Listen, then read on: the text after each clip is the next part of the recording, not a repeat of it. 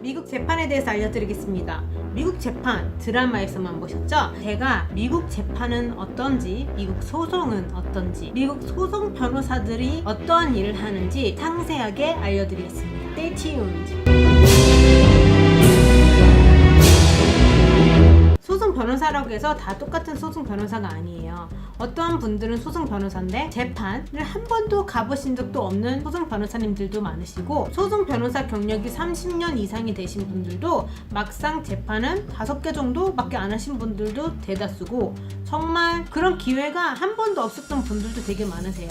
근데 그게 정말 이상한 게 아니라 미국에서는 그 소송 자체가 너무 많이 걸리고, 소송을 간다고 해도 절차가 너무 어렵고 까다롭고 지연이 많이 되다 보니까 세를하거나 중간에 포기하는 경우도 대다수라고 합니다. 이 소송이라는 게 짧게는 몇 개월, 길게는 정말 몇 년까지 가기 때문에 그 중간에 긍정적인 부분 때문에 포기하신 분들도 많고, 이렇게 소송 비용이 많이 들 바에는 서로 협의점을 찾아서 협상하자 라고 해서 세를 하는 부분도 대다수고, 또 어쩔 때는 변호사 변경 혹은 변호사님께서 사망하실 때 포기하는 경우도 대다수라고 합니다. 우리가 흔히 아는 법원에 가서 고소할 거야 하고 소송을 제기하는 것과는 미국에서는 너무 다르다는 점을 명심해 주시길 바랍니다. 미국에서는 주도 엄청 많고 또 인권 문제가 많이 제기되고 있다 보니까 처음에 소송을 제기할 때 변호사들이 제일 먼저 하는 건 procedural, 절차적인 부분을 걸쳐야 하기 때문에 시간이 더 오래 걸린다고 생각할 수 있을 것 같습니다.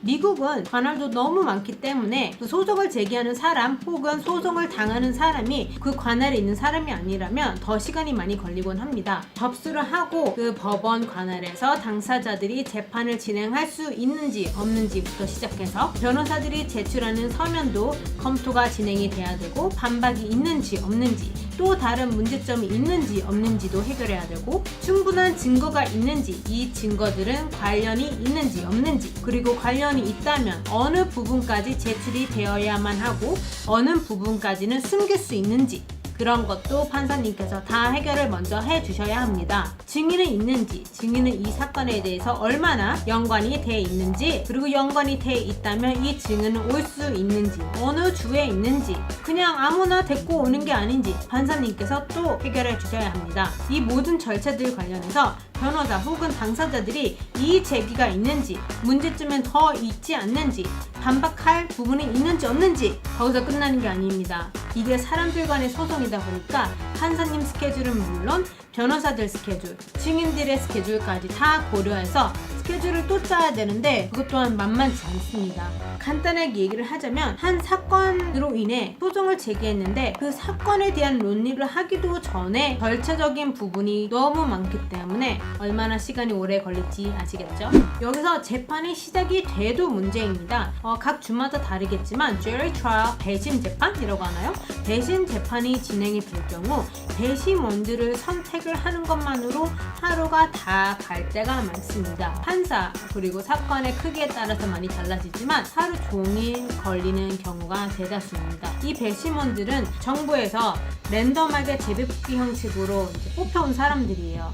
그래서 아무 사건에 대해서 모르고 난 지금 여기 왜 왔는지도 모르고 짜증내는 사람도 많고, 우선 법원에 불려왔으니까 와서 변호사들이 해당 사건에 배심원들이 얼마나 관련이 있고 얼마나 잘 알고 얼마나 잘 이해해 줄 수 있을지 배심원을 선택을 하기 때문에 각 한 명 한 명당 총 20개에서 많으면 50개 막 질문을 해요. 근데 그 질문이 그 리스트를 만들어서 질문을 하는데 배심원 한 명당 그 많은 질문을 하고, 배심원들이 보통 오면은 적으면 50명, 많으면 한 70명 정도 되는 사람들을 일일이 다 인터뷰하고, 그리고 반대쪽 변호사들도 질문을 가지고 오기 때문에 그 질문에 대답을 계속 하는 거죠.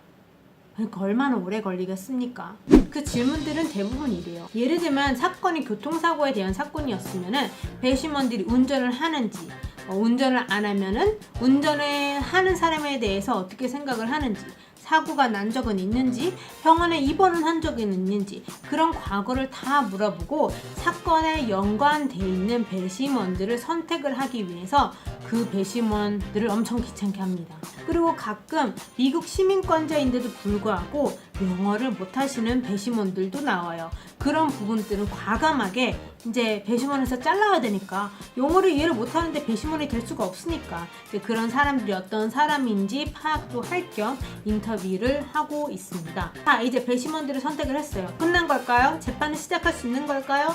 아닙니다.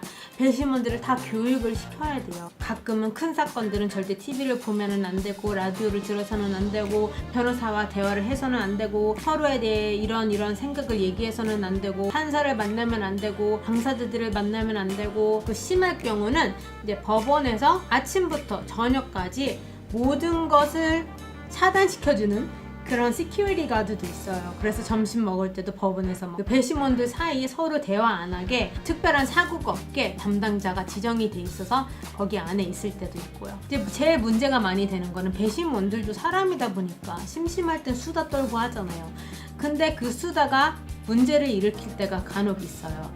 얘기를 해서는 안 되는 사람과 이야기를 한다든지, 특정 증거물에 대해서 자기 생각을 아직은 얘기를 하면 안 되는데 누군가에게 전달을 한다든지, 아무 생각 없이 옆에 사람이랑 얘기했는데 알고 보니 당사자 중 가족이라든지. 그래서 가끔은 배심원들은 정말 하루 종일 방에 가둘 때가 있어요. 너무 마음이 가끔은 아픕니다. 저는 법원에서 일했을 때 재판이 있는 날에는 정말 엘리베이터도 안 타고, 가끔 엘리베이터를 탔을 때 아무도 없는 것을 확인을 하고 엘리베이터를 탈 때가 많았거든요. 재판 있는 날에는 아무랑도 얘기를 하면 안 돼. 왜냐하면 나는 아무 얘기를 들으면 안 되거든. 그래서 그런 것들이 참 신기하면서도 많이 알려져 있지 않은 절차인 것 같습니다. 이게 배심원 한 명으로 인해서 어떻게 재판이 취소될 수 있어, 무슨 문제가 될 수 있어, 이렇게 생각을 하실 수도 있는데, 정말 배심원 한 명의 실수로 인해서 전체 재판이 취소될 경우도 되게 많고, 그러다 보니까 배심원 한 명의 행동도 되게 민감하게 저희들이 다 반응을 하곤 했었어요. 그리고 배심원과 그 어떠한 대화를 시도를 하던가, 아니면 그 어떠한 정보를 흘리려고 하는 변호사들도 징계를 먹게 되거나, 아니면 아주 판사님한테 엄청나게 혼날 때도 많고, 재판이 취소되는 경우도 대다수입니다. 그리고 주마다 다른데 배심원들이 9명일 때도 있고 12명일 때도 있고 하는데, 혹시를 대비해서 배심원을 선택을 할 때 항상 한 명씩 더 선택을 해요. 중간에 누가 아프거나 나가야 되면은 그 대타인 사람이 투입이 될 수 있게. 근데 그 배심원들 중에 누가 대타인지 몰라요. 그러니까 처음부터 끝까지 다 열심히 듣고 모든 거를 잘 관찰할 수 있게 훈련을 시킨 다음에 나중에 재판 결과가 나올 때 너는 대타였어, 그동안 고마웠어 하고 보내는 경우가 대다수입니다. 자, 듣기만 해도 너무 정신없지 않나요? 저 재판 진행에 대해서 아직 언급도 안 했어요. 그런데 재판이 진행이 되기까지도 이렇게 정말 많은 시간이 걸리는데, 재판이 시작이 되려면 정말 얼마나 많은 시간이 걸리겠습니까? 그런데 웃긴 게 미국 드라마나 한국 드라마나 법률 드라마에는 이렇게 상세하게 배심원 선택은 물론 소송이 어떤 식으로 진행이 되는지는 잘 얘기를 안 해줘요. 왜냐하면 재판의 중심은 아무래도 결론이 아니겠습니까? 어떤 식으로 결론이 나는지, 형은 몇 년을 받는지, 이 사람이 무죄인지 유죄인지, 그게 중요하기 때문에 아마 이런 절차적인 부분이 많이 보여지고 있지 않은 것 같은데, 소송이 진행이 되기까지 정말 많은 고비들이 있고 절차들이 있다는 부분을 잊지 않아 주셨으면 좋겠습니다. 이런 절차들이 있기 때문에 의사들이 수술을 연습을 하는 것처럼 변호사들도 소송을 연습을 하곤 합니다.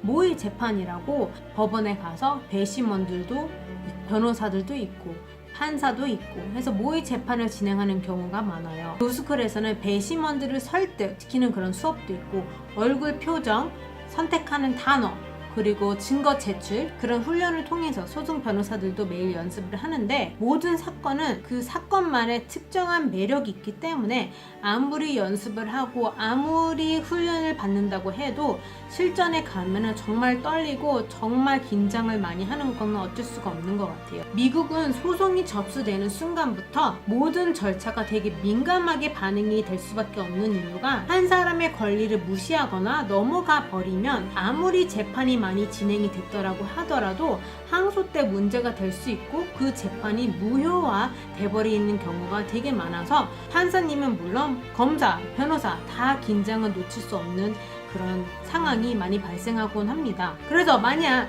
미국에서 소송을 당하시거나 아니면 미국에서 소송을 제기하실 때, 그 그 문제점에 대한 이슈보다는 절차적인 부분이 더 중요할 때가 많으니까 꼭 변호사의 상담을 받으시길 바랍니다. 그럼 오늘 얘기는 여기까지 하고요. 미국 소송에 관하여 더 궁금하신 부분이 있으시면 좋아요 눌러주시고 구독도 한번 해주고 코멘트 남겨주시거나 이메일 주시면 제가 빠른 시내에 답해 드리도록 하겠습니다. 빠이.